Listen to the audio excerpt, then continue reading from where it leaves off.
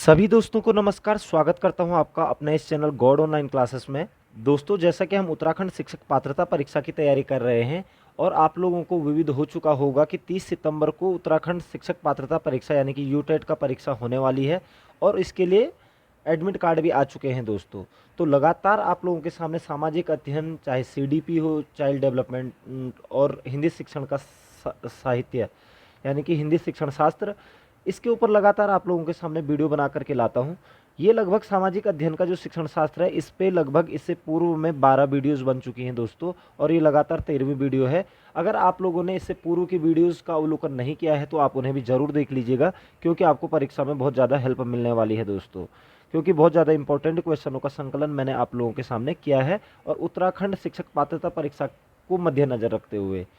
तो बढ़ते हैं दोस्तों आज के पहले क्वेश्चन की ओर। लेकिन उससे पहले एक छोटा सा अनुरोध और करूंगा कि अगर आपने अभी तक चैनल को सब्सक्राइब नहीं किया है तो चैनल को जरूर सब्सक्राइब कर लीजिएगा, और साथ ही साथ बेल आइकन को भी दबा लीजिएगा, ताकि आपके पास तुरंत मेरी वीडियो की नोटिफिकेशन आ जाए जैसे मैं वीडियो अपलोड करता हूं।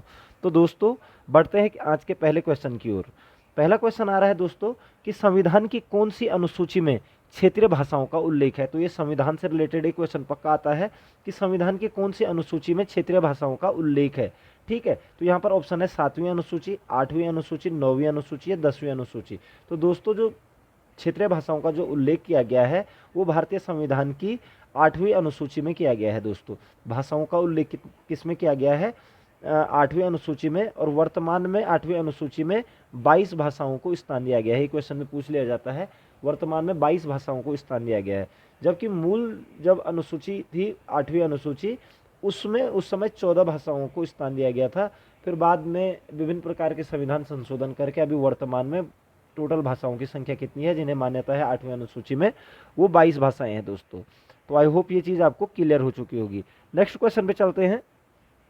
डोगरी भाषा किस राज्य में बोली जाती है दोस्तों? डोगरी भाषा किस राज्य में बोली जाती है? जम्मू कश्मीर में, असम में, बिहार में और उड़ीसा में।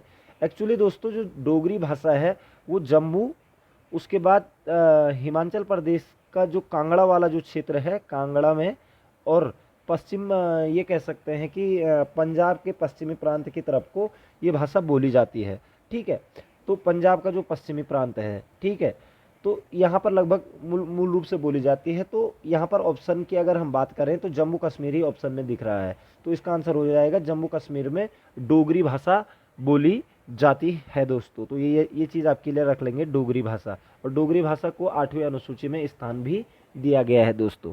नेक्स्ट क्वेश्चन पे चलेंगे। अफ्रीका महाद्वीप की सबसे बड़ी झील कौन सी है? तो अफ्रीका महाद्वीप की बात हो रही है दोस्तों। आपको पता होना चाहिए कि अफ्रीका महाद्वीप क्षेत्रफल की दृष्टि से विश्व का दूसरा सबसे बड़ा महाद्वीप है। ठीक है, इसकी सबसे जो बड़ी झील कौन सी है? तो यहाँ पर है विक्टोरिया, न्यासा, टंगानिका या चाड। तो दोस्तों, जो अफ्रीका महाद्वीप की जो सबसे बड़ी झील है वो है आपका विक्टोरिया।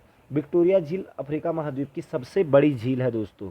ठीक है, सिर्फ अफ्रीका महाद्वीप की बात हो रही है। और इसी विक्टोरिया झील से आपकी कौन सी नदी निकलती है? नील नदी निकलती है दोस्तों, जो कि विश्व की सबसे लंबी नदी है। विश्व की सबसे लंबी नदी नील नदी का जो उद्गम होता है वो इसी विक्टोरिया झील से होता है, और ये विक्टोरिया झील अफ्रीका महाद्वीप की सबसे बड़ी झील है दोस्तों। तो ये चीज़ आप क्लियर रखेंगे। नेक्स्ट क्वेश्चन पे चलेंगे। निम्नलिखित में से कौन सा युग्म गलत है? तो कौन सा युग्म गलत है? यहाँ पर दिया है ग्रेट बियर झील Canada, Michigan USA, Onega Australia या टिटिकाका पेरू बोलीविया। तो गलत आपको खोजना है।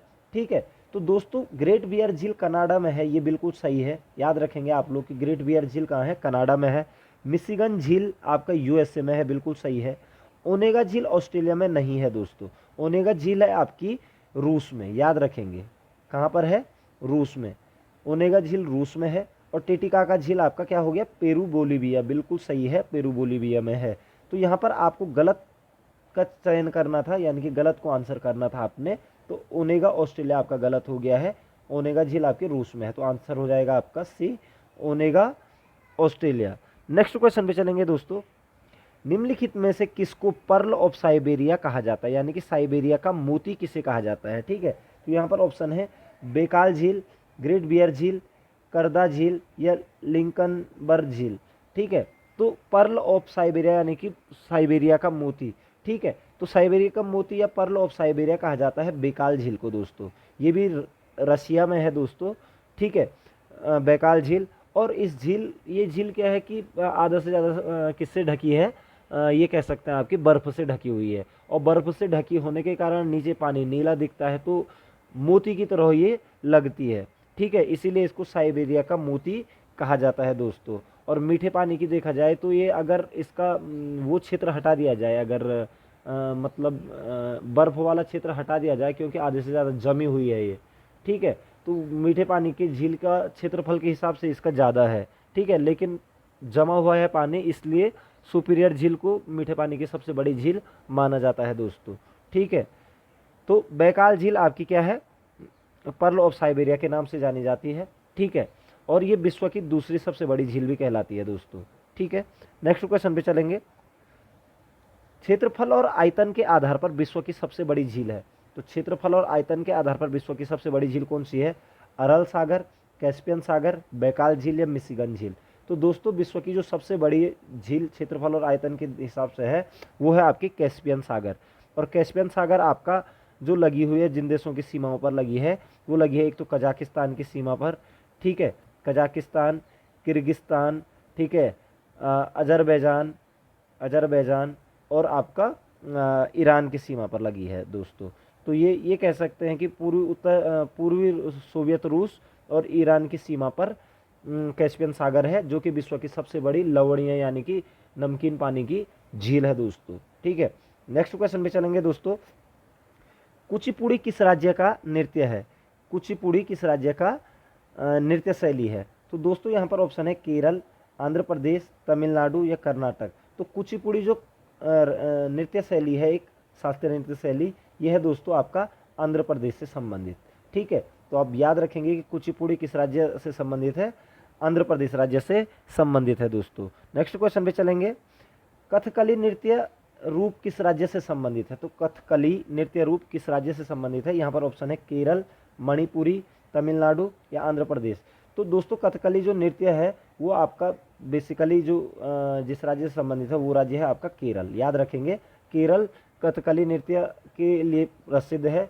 इस नृत्य में क्या होता है दोस्तों, इस कथकली नृत्य में कि जो रामायण और महाभारत के जो अभिनय किया जाता है वो नृत्य रूप में किया जाता है। रामायण और महाभारत को नृत्य रूप में अभिनय किया जाता है इस कथकली नृत्य में दोस्तों। तो ये चीज़ आप क्लियर याद रखेंगे। नेक्स्ट क्वेश्चन पे चलेंगे दोस्तों। सरहुल पर्व का संबंध किस राज्य से है, तो सरहुल पर्व का संबंध राजस्थान से है, झारखंड से है, मध्य प्रदेश से है, पश्चिम बंगाल से है। तो देखिए दोस्तों जो सरहुल पर्व का संबंध है वो है आपका झारखंड से, याद रखेंगे। सरहुल पर्व कहाँ मनाया जाता है, झारखंड के आदिवासी लोग मनाते हैं इसे। और इसको रबी की फसल कंप्लीट होने के बाद जो नई फसल बोई जाती है उसके लिए ये पर्व मनाया जाता है, सरहुल पर्व। और इसे आदिवासी लोग इसी दिन से अपना क्या मनाते हैं, नव वर्ष भी मनाते हैं दोस्तों, नव वर्ष, ठीक है। नव वर्ष के रूप में भी सरहुल पर्व को मनाया जाता है, झारखंड के आदिवासी लोग मनाते हैं सरहुल पर्व को दोस्तों। तो ये कृषि से संबंधित है, ठीक है। नेक्स्ट क्वेश्चन पे चलेंगे दोस्तों। पोंगल किस राज्य का प्रमुख त्यौहार है। देखिए दोस्तों जिस प्रकार से सरहुल आपका आदिवासी झारखंड के लोगों का कृषि से संबंधित या किसानों से संबंधित पर्व है, इसी प्रकार से पोंगल भी आपका कृषि और किसानों से संबंधित पर्व है, जो कि यहाँ पर ऑप्शन है किस राज्य से संबंधित है, ऑप्शन केरल, तमिलनाडु, असम या कर्नाटक। तो पोंगल जो है आपका तमिलनाडु राज्य से संबंधित है दोस्तों। 4 दिन तक चलने वाला ये पर्व है।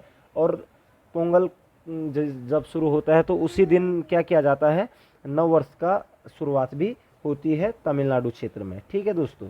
तो नेक्स्ट क्वेश्चन पे चलेंगे दोस्तों। प्रख्यात सांस्कृतिक केंद्र भारत भवन स्थित है, तो भारत भवन कहाँ स्थित है, लखनऊ में, भोपाल में, पटना में या इंदौर में। तो दोस्तों जो प्रख्यात सांस्कृतिक केंद्र भारत भवन है वो आपका है भोपाल में स्थित। इसकी जो ये भारत भवन है, इसकी जो सबसे बड़ी विशेषता ये है कि ये ज़मीन के मतलब ज़मीन के सीध में ही बना हुआ है दोस्तों, ठीक है। और किसी भी कोने से ये पूरा नहीं दिख पाता है। तो एक विख्यात भवन है ये, ठीक है। तो भारत भवन कहाँ पर है आपका, तो भोपाल में स्थित है, मध्य प्रदेश भोपाल में स्थित है दोस्तों, ये याद रखेंगे आप लोग। नेक्स्ट क्वेश्चन पे चलेंगे दोस्तों। एशियाटिक सोसाइटी कहाँ स्थित है, तो एशियाटिक सोसाइटी की जो स्थापना की गई थी वो की गई थी दोस्तों 1784 ईस्वी में ठीक है, विलियम जोन्स के द्वारा। किसके द्वारा? विलियम जोन्स, ठीक है, विलियम जोन्स के द्वारा इसकी स्थापना की गई थी एशियाटिक सोसाइटी की। तो ये कहाँ स्थित है? यहाँ पर ऑप्शन है नई दिल्ली, कोलकाता, मुंबई और चेन्नई। तो कोलकाता में स्थित है एशियाटिक सोसाइटी, याद रखेंगे। तो एशियाटिक सोसाइटी की स्थापना विलियम जोन्स ने 1784 ईस्वी में कलकत्ता में की थी दोस्तों, याद रखेंगे। नेक्स्ट क्वेश्चन पे चलेंगे दोस्तों। किस मुस्लिम शासक ने सिक्कों पर देवी लक्ष्मी की आकृति बनी है? तो किस मुस्लिम शासक के सिक्कों पर देवी लक्ष्मी की आकृति बनी है? यहाँ पर ऑप्शन है मोहम्मद गौरी, अलाउद्दीन खिलजी, अकबर या इनमें से कोई नहीं। तो दोस्तों आपको बता देना चाहूँगा, मोहम्मद गौरी जो कि दिल्ली सल्तनत का देखा जाए तो वास्तविक संस्थापक माना जा सकता है, ठीक है ना। वास्तविक तो वैसे तो ये कह सकते हैं हम कि आपका इल्तुतमिश को माना जाता है, लेकिन कहीं ना कहीं जो दिल्ली सल्तनत में मुस्लिम जो आक्रांता आए थे वो उनको लाने का काम मोहम्मद गौरी ने ही किया था, क्योंकि वो मोहम्मद गौरी के ही दास थे, इसलिए उसको दास वंश भी कहा जाता था। तो मोहम्मद गौरी ने के जो सिक्के थे उसमें एक तरफ तो देवी लक्ष्मी की आकृति बनी हुई थी और दूसरी ओर उसने कल में खुदवा रखे थे दोस्तों, कल में, ठीक है। तो एक और कल में और दूसरी ओर देवी लक्ष्मी की आकृति किस शासक की सिक्कों पर बनी थी? तो आप कहेंगे मोहम्मद गौरी के सिक्कों पर बनी थी दोस्तों, ठीक है। नेक्स्ट क्वेश्चन पे चलेंगे दोस्तों। अनवार ए सुलही ग्रंथ किसका अनुवाद है? तो अनवार ए सुलही एक ग्रंथ है, किसका? पंचतंत्र का, महाभारत का, रामायण का या सूरसागर का? तो अनवार ए सुलही जो ग्रंथ है दोस्तों, ये अनुवाद है फारसी भाषा में, ये अनुवाद है पंचतंत्र का, याद रखेंगे। अनवार ए सुलही पंचतंत्र का क्या है?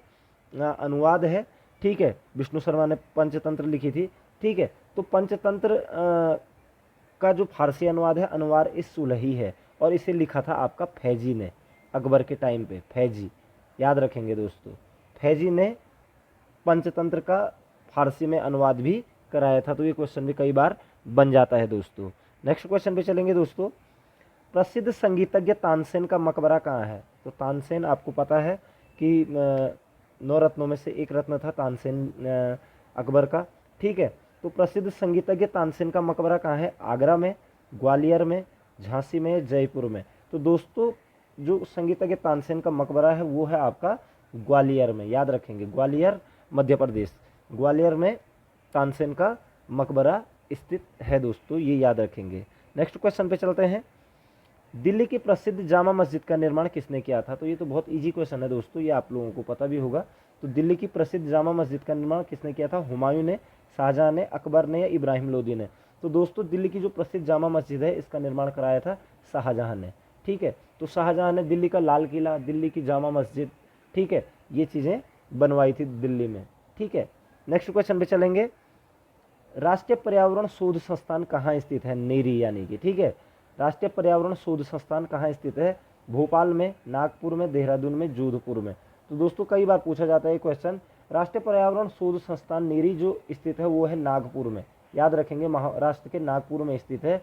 और इसकी स्थापना 1958 ईस्वी में की गई थी दोस्तों, 1958 ईस्वी में की गई थी, पर्यावरण क्षेत्र में शोध संस्थान के लिए, ठीक है ना।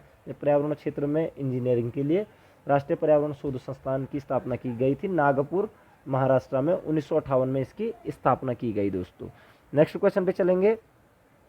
भारत में वृक्षारोपण उत्सव जिसे वन महोत्सव के नाम से भी जाना जाता है कि जन्मदाता है, यानी कि भारत में वन महोत्सव को लाने का कार्य किसने किया था? तो यहाँ पर ऑप्शन है महात्मा गांधी, विनोबा भावे, के.एम. मुंशी या जवाहरलाल नेहरू? तो दोस्तों भारत में वन महोत्सव के जन्मदाता कहलाते हैं के.एम. मुंशी, ठीक है। 1960 के दशक में इन्होंने ये वन महोत्सव का कार्यक्रम शुरुआत किया था, क्योंकि कृषि मंत्री थे ये तत्कालीन जवाहरलाल नेहरू की सरकार में, ठीक है। तो के मुंशी ने 1960 में क्या किया था? वन महोत्सव के कार्य को स्टार्ट किया था दोस्तों, ठीक है। और आपको पता होना चाहिए कि वन महोत्सव हमेशा जुलाई के महीने में मनाया जाता है भारतवर्ष में। नेक्स्ट क्वेश्चन पे चलेंगे दोस्तों। मौलिक अधिकार संविधान के किस भाग में वर्णित है? तो दोस्तों आपको पता है कि संविधान में 22 भाग हैं, ठीक है। तो मौलिक अधिकार जो है, मौलिक अधिकार आपको पता है अनुच्छेद 12 से लेकर 35 तक, ठीक है। अनुच्छेद 12 से लेकर 35 तक मौलिक अधिकारों का वर्णन किया गया है। और मौलिक अधिकारों की संकल्पना भारतीय संविधान में यूएसए यानी कि अमेरिका के संविधान से ली गई है। तो जो इसका भाग है दोस्तों वो है आपका भाग 3 में दोस्तों, याद रखेंगे आप किस में है, भाग 3 में मौलिक अधिकारों को रखा गया है, क्योंकि भाग 1 में आपका भारतीय संघ और उसके राज्य क्षेत्र हैं, 2 में आपकी नागरिकता है और 3 में आपके मौलिक अधिकार हैं दोस्तों, याद रखेंगे। ठीक है, तो 3 में और 4 में आपके नीति निर्देशक तत्व आ जाते हैं और 4(1) में आपके मौलिक कर्तव्य आ जाते हैं। ठीक है, तो इतना तो कम से कम याद होना चाहिए हमें कि मौलिक अधिकार कौन से भाग में है, भाग 3 में अनुच्छेद 12 से 35 तक, याद रखेंगे। नेक्स्ट क्वेश्चन पे चलते हैं दोस्तों। निम्नलिखित में से भारतीय संविधान के कौन से अनुच्छेद में किसी भी रूप में अस्पृश्यता निषेध के लिए प्रावधान है, यानी कि अस्पृश्यता का अंत किस अनुच्छेद में है, यानी कि छुआछूत को दंडनीय अपराध किस अनुच्छेद में कहा गया है, तो अनुच्छेद 14, अनुच्छेद 17, अनुच्छेद 19 या उपरोक्त में से कोई नहीं। ठीक है, तो अनुच्छेद 14 में तो विधि के समान अवसर, विधि के समक्ष समानता की बात की गई है। अनुच्छेद 17 में दोस्तों अस्पृश्यता का अंत किया गया है, अस्पृश्यता यानी कि अनटचेबिलिटी को निषेध किया गया है दोस्तों। ठीक है, अनुच्छेद 17 तो इस क्वेश्चन का आंसर हो गया। और अनुच्छेद 19 आपको पता ही है, वाक स्वतंत्रता का अधिकार, यानी कि बोलने का अधिकार, प्रेस की स्वतंत्रता का अधिकार, ये सारा आपका 19 के अंतर्गत आता है। तो इन अनुच्छेदों से भी रिलेटेड एक क्वेश्चन जरूर आ जाता है दोस्तों। आपको वीडियो अच्छी लग रही है तो जरूर लाइक कीजिएगा दोस्तों वीडियो को। नेक्स्ट क्वेश्चन पे चलते हैं। महात्मा गांधी को सर्वप्रथम राष्ट्रपिता किसने कहा, तो महात्मा गांधी को सर्वप्रथम राष्ट्रपिता किसने कहा, यहाँ पर ऑप्शन है वल्लभ भाई पटेल, सी राजगोपालचारी, सुभाष चंद्र बोस या JL नेहरू। तो महात्मा गांधी को सर्वप्रथम राष्ट्रपिता कहा था आपका सुभाष चंद्र बोस ने, और ये कहा था इन्होंने 4 जून 1944 ईस्वी को, 4 जून 1944 ईस्वी को सिंगापुर रेडियो से एक कार्यक्रम में गांधी जी को इन्होंने राष्ट्रपिता करके संबोधित किया था दोस्तों। ठीक है, एक दूसरे का बहुत सम्मान करते थे महात्मा गांधी और सुभाष चंद्र बोस, लेकिन इनके मतों में भेद था, क्योंकि महात्मा गांधी अहिंसा के रास्ते पे चलने वाले थे और इन्होंने ये मानते थे, सुभाष चंद्र बोस मानते थे कि अहिंसा के द्वारा भारत को आज़ादी नहीं मिल सकती है। तो सुभाष चंद्र बोस ने ही सर्वप्रथम महात्मा गांधी को राष्ट्रपिता कहा था दोस्तों। नेक्स्ट, और 1944 में कहा था, ये याद रखना, सिंगापुर रेडियो के प्रसारण से। ठीक है, नेक्स्ट क्वेश्चन पे चलते हैं। भारतीय स्वतंत्रता आंदोलन के दौरान चर्चित पुस्तक इंडिया फॉर इंडियंस के लेखक कौन थे, तो इंडिया फॉर इंडियंस के लेखक कौन थे, जवाहरलाल नेहरू, सरदार पटेल, चित्तरंजन दास या मोतीलाल नेहरू। तो इंडिया फॉर इंडियंस पुस्तक के लेखक थे दोस्तों चित्तरंजन दास, याद रखेंगे।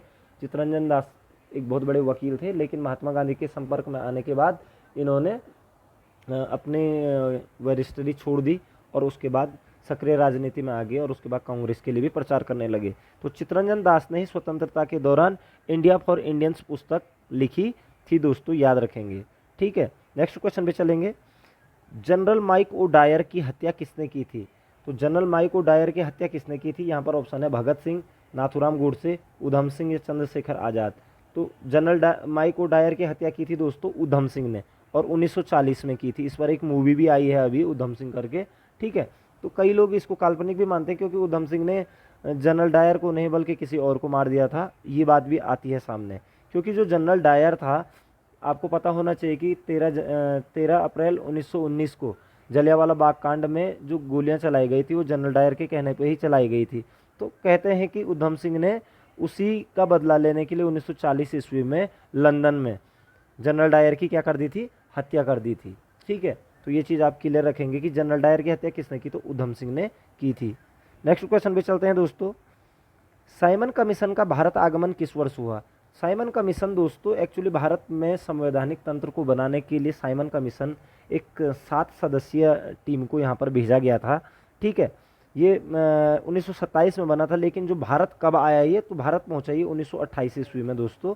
ठीक है, याद रखना। और इसका बहुत ज़्यादा विरोध हुआ भारत में, साइमन कमीशन गो बैक के नारे लगे जब ये भारत आया था, क्योंकि इसमें कोई भी भारतीय को क्या नहीं किया गया था, शामिल नहीं किया गया था, इसलिए इसका विरोध किया जा रहा था, क्योंकि भारतीय संवैधानिक तंत्र को देखने के लिए।